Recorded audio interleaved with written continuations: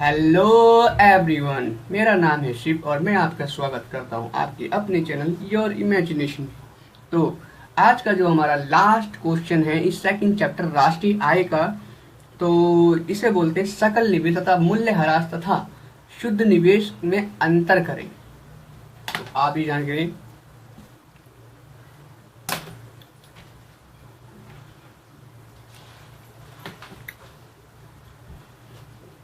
तो सबसे पहले हम बात करते हैं इस क्वेश्चन की सकल निवेश की। इस सकल निवेश होता क्या है, मैं आपको साथ साथ ये बताता हूँ कि मैंने इसको बुक में क्वेश्चन में देखा जो बहुत ही अजीब लैंग्वेज में लिखा हुआ था और इस तरह से आप समझ नहीं पाते इसका होता क्या है, इसे बोलते क्या है। ठीक है। और मैंने गूगल सर्च मारा तो उसमें भी बहुत कुछ अलग अजीब अजीब लिखा। तो मैंने इसको अपनी लैंग्वेज में थोड़ा सरल कर दिया है, तो आपको शायद समझ में आए, आई होप। और ना समझ में आए तो आप मुझे कमेंट बॉक्स में कमेंट कर सकते हैं। आइए देखें सकल निवेश की परिभाषा।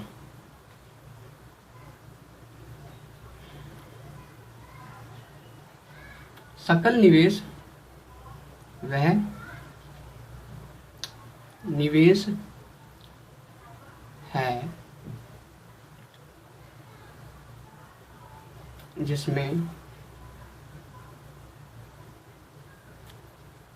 जिसमें पूंजीगत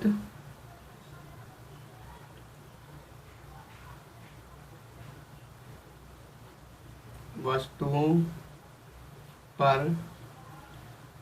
पर लगे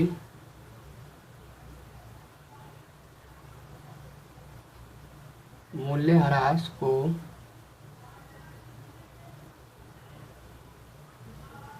सम्मिलित किया जाता है।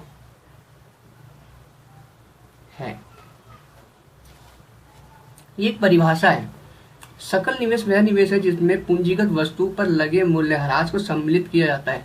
अब इसकी लैंग्वेज क्या है वो आपको समझ में आनी चाहिए कि सकल निवेश का पूंजीगत वस्तुएं कौन सी होती हैं।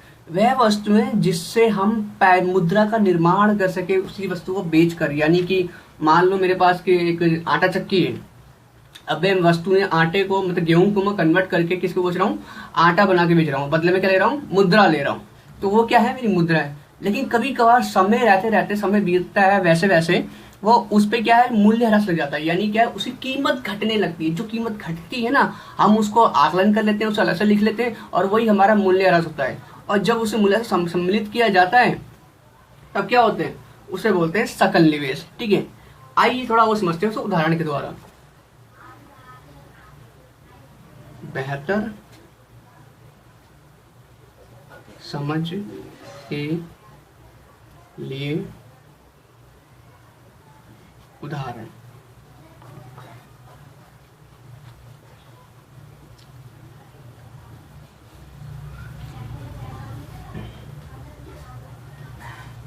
जब कोई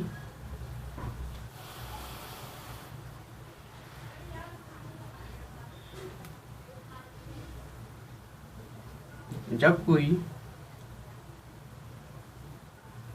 व्यक्ति अपनी कंपनी या फैक्ट्री में पैसा लगाता है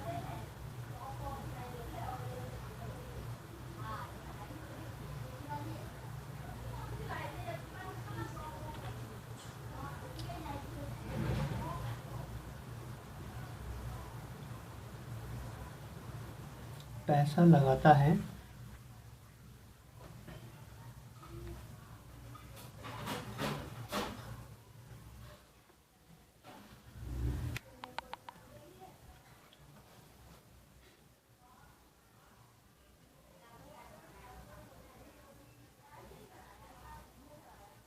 नए माल को बेचने के लिए और जब वही माल सही से ना बने या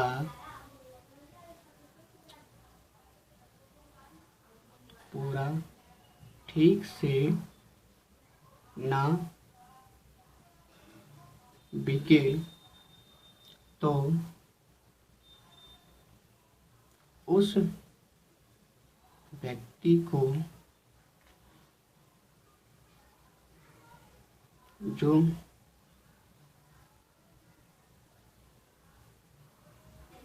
नुकसान हो रहा है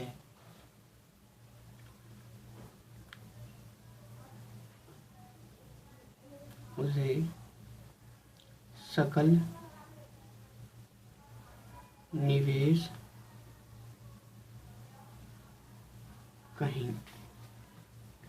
अब आपको ये समझ में आ गया एग्जाम्पल, लेकिन एक बात ध्यान रखना, कभी कभी वहां प्रॉफिट भी होता है, वो भी सकल निवेश में ही चला जाता है, ठीक है, लेकिन जो नुकसान हो रहा है उसमें शामिल जाता है, क्योंकि उसमें डेप्रिसिएशन आ रहा है।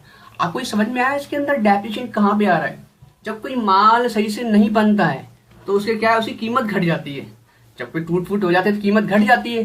जब कीमत घट जाती है, सही से नहीं बिक पाता है, तब उस व्यक्ति को नुकसान होता है।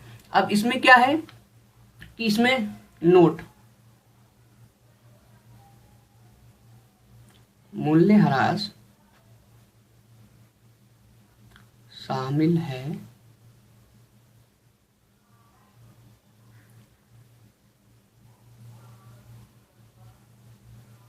बनी हुई वस्तु में। मैं आपको समझाता हूं अच्छे से कैसे, किसमें क्या है। अब इसमें देखो, जब जब कोई व्यक्ति अपनी कंपनी या फैक्ट्री में पैसा लगाता है, पैसा लगाया सिंपल सी बात है प्रॉफिट कमाने के लिए और नए माल को बेचने के लिए, ठीक है, सिंपल सी बात है।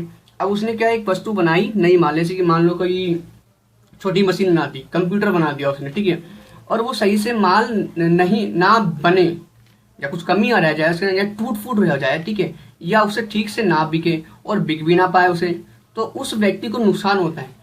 अब जो बिक रही है व्यक्ति, जो वस्तु बिक रही है वो 20,000 की है, ठीक है, लेकिन जैसे ही वो ठीक से ना बने टूट फूट हो जाए तो उसकी कीमत क्या घट जाती है। जब कीमत घट जाए, जो कीमत में जो गिरावट आती है उसे ही बोलते हैं डेप्रिसिएशन, यानी मूल्यह्रास। और जब मूल्यह्रास में शामिल हो गया है वस्तु में, तो उसे क्या बोलते हैं, उसे सकल निवेश कहेंगे, ठीक है। अब आपको ये एग्जाम्पल समझ में आ गया होगा। अगर आप मेरी बात सुन रहे हैं, समझ रहे हैं ठीक से, तो ये आपको एग्जाम्पल बहुत समझ में आ गया होगा, उसमें ही कर सकते हैं। और इसके अंदर आप पूरा का पूरा एग्जाम्पल, ये डेफिनेशन जरूर लिखना, इसके भी नंबर मिलते हैं। फिर ये एग्जाम्पल दोगे तो आपको एक्स्ट्रा मार्क्स भी मिल सकते हैं, ठीक है। आइए आगे चलते हैं। ये तो था सकल निवेश। अब हम बात करते हैं मूल्यह्रास की। अब मूल्यह्रास किसे कहते हैं, मैं थोड़ा हाईलाइट करता हूं मूल्यह्रास।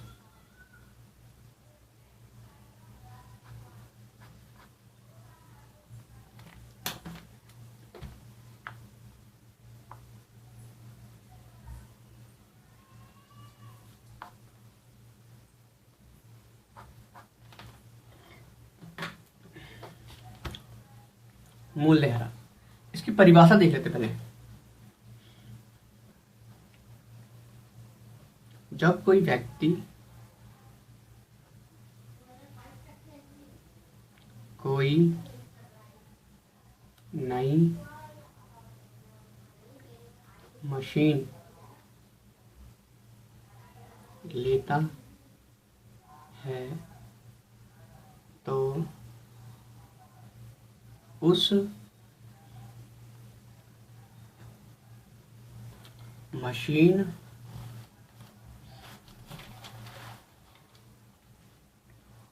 मशीन में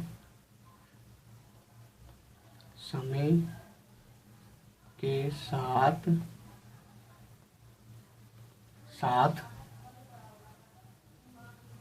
उसकी कीमत में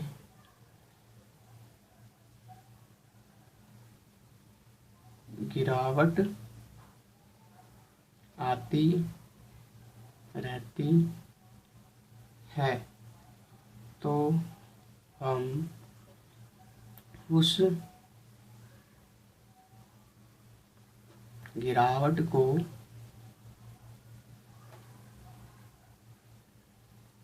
मूल्य ह्रास कहेंगे। अब आपको ये समझ में आ गया मूल्य ह्रास किसे कहेंगे, ठीक है। तो यहाँ पर हो गया, ठीक है। अब मैं समझाता हूँ इसका एग्जाम्पल मैं आपको नेक्स्ट पेज समझाता हूँ। इसको भी मैं हाईलाइट कर देता हूँ क्योंकि ये हमारा इंपॉर्टेंट है। हेडिंग सकल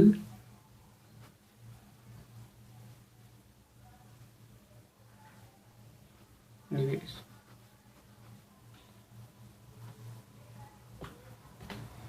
आइए एग्जाम्पल ढूंढते हैं इसका, मूल्य ह्रास का।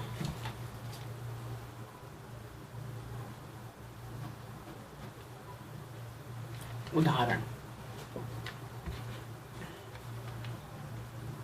मान लीजिए मैंने एक फोन 20,000 में खरीदा। 1 साल बाद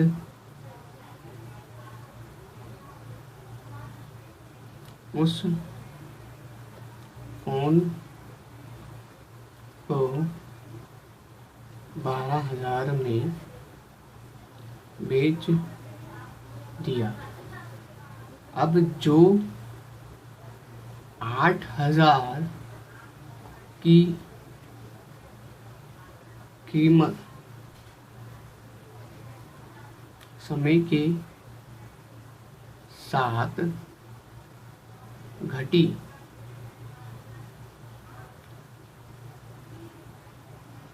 उसे हम मूल्यह्रास कहेंगे। और ये मूल्य ह्रास हर वस्तु पर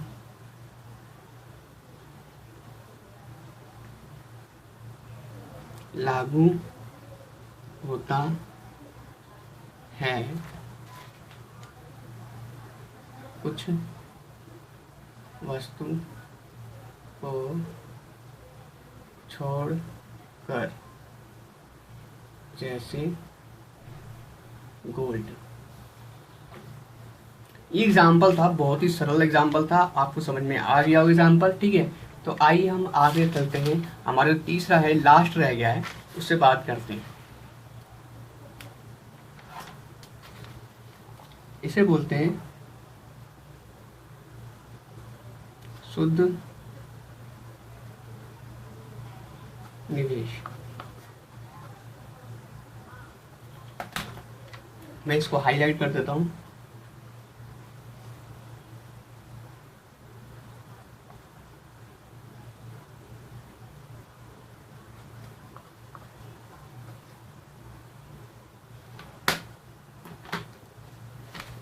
देखिए, मैं आपको समझाता हूँ इसको पहले क्या करना है इसके अंदर।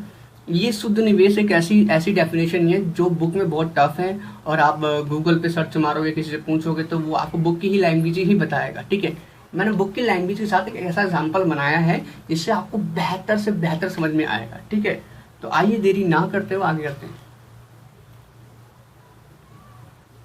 पहले परिभाषा करते हैं। एक दी गई अवधि में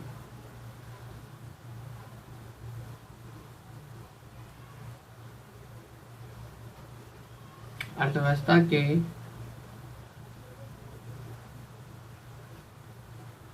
पूंजीगत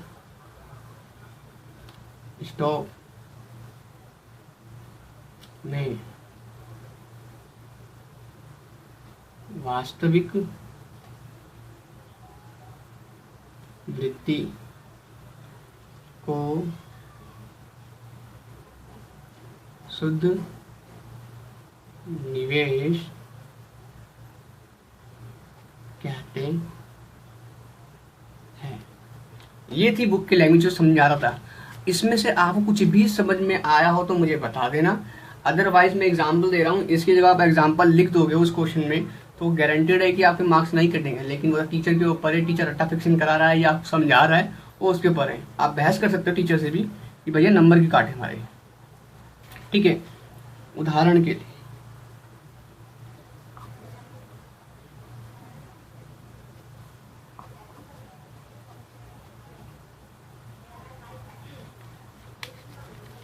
देखिए,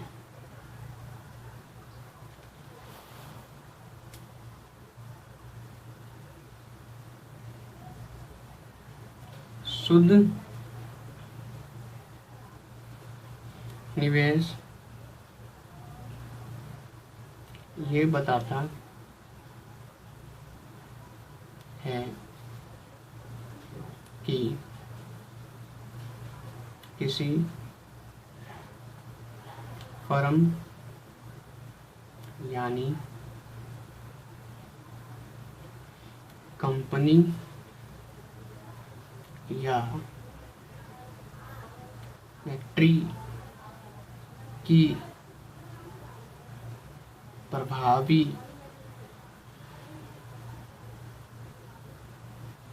उत्पादन क्षमता कितनी बढ़ रही है और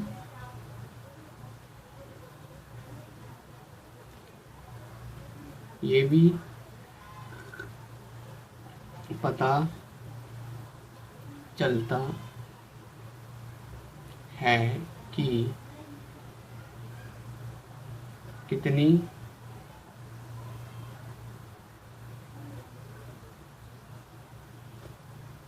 वास्तव में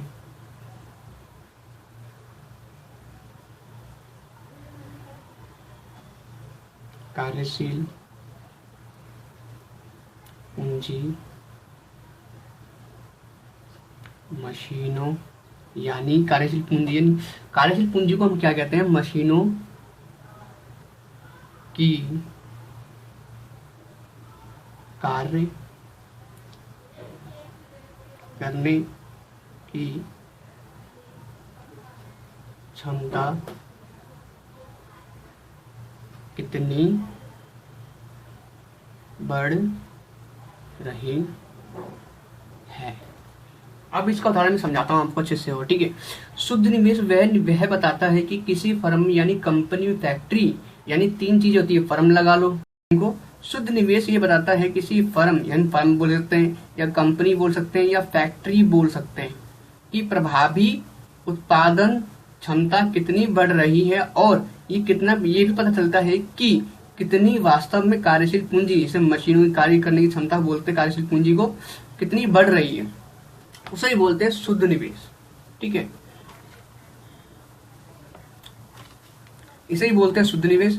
इसका मैं एक और एग्जांपल देता हूं, आपको समझ में आ जाएगा। अगर ये समझ में ना आए तो ये तो पक्का ही समझ में आ जाएगा। ये आप डेफिनेशन के रूप में आप लिख सकते हो, जो मैंने ऊपर समझाया शुद्ध निवेश, इसी का ही एक नीचे उदाहरण दूसरी लैंग्वेज में लिखे हुए। ठीक है, अब यहां बात करते हैं एग्जाम्पल की, जो है उदाहरण।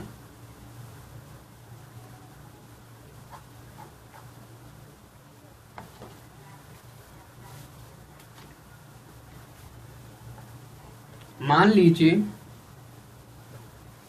कि एक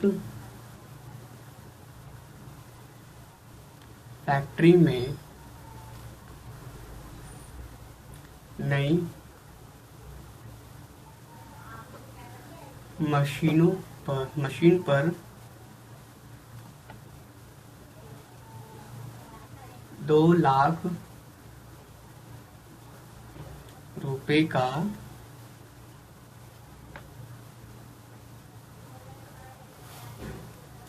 निवेश किया है, तो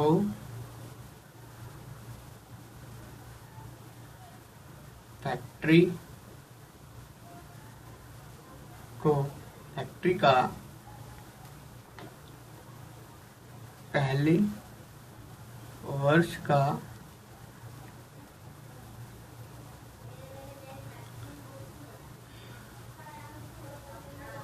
सकल निवेश 2 लाख है और यहाँ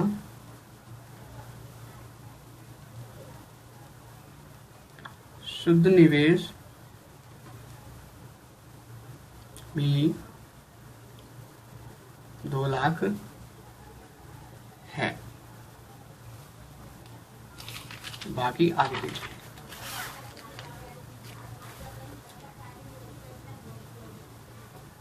क्योंकि मशीन पर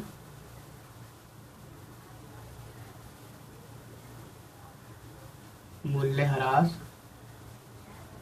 लगा ही नहीं। अब आता है एग्जाम्पल में ट्विस्ट। ये तो स्लो सरल लैंग्वेज थी जो आपको समझ में आ गई होगी। अब बात करते हैं फिर, ध्यान रखना,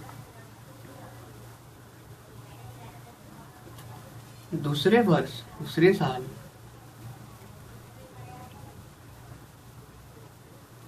फैक्ट्री में एक और पुरानी मशीन ले ली जाती है।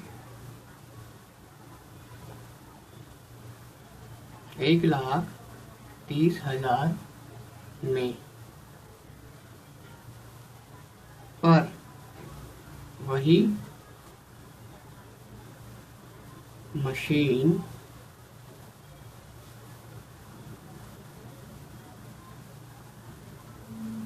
दूसरे साल का सकल निवेश है। अब आपको समझ में आ गया सकल निवेश किसे कहते हैं, ठीक है। अब देखो, वही मशीन पर टूट फूट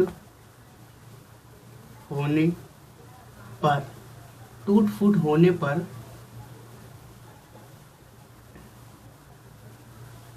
उसकी मरम्मत में 20,000 और लग जाते हैं, जिसे हम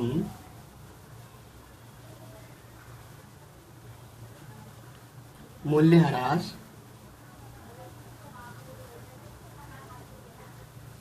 कहते हैं। इसको इस सूत्र द्वारा उतारता हूं।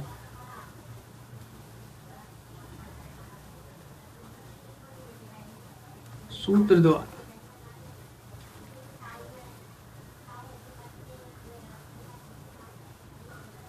शुद्ध निवेश सकल निवेश, शुद्ध निवेश निकालने का फॉर्मूला है सकल निवेश माइनस मूल्यह्रास। अब जो ऊपर मैंने एग्जाम्पल बनाया है,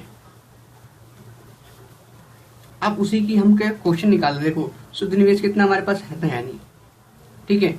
अब यहाँ पर क्या सकल निवेश कितना है, 1,30,000, ठीक है, माइनस मूल्य कितना है 20,000, तो हमारे पास क्या आ गया 1,10,000। ये हमारे पास क्या है, शुद्ध निवेश है।